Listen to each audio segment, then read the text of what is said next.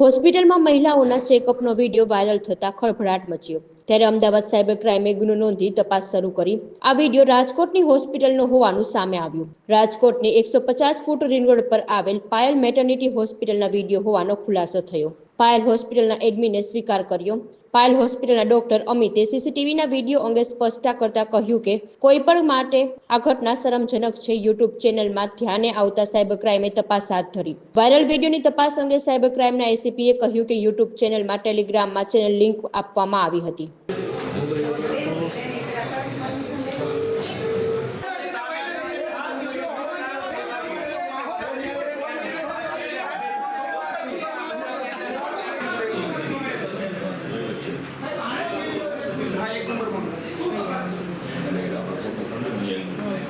हाँ तो फ्रेम મળે જો ચાલુ છે મૂર્તિ એ સક્યો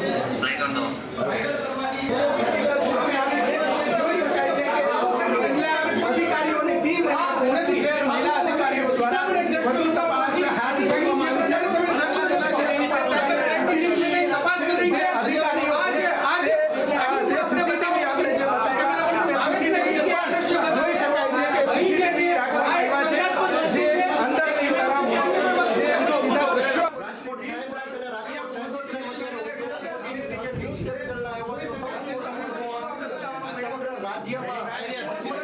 ઘટના સામે આવી હશે। અત્યારે જે વિડીયો સામે આવી રહ્યો છે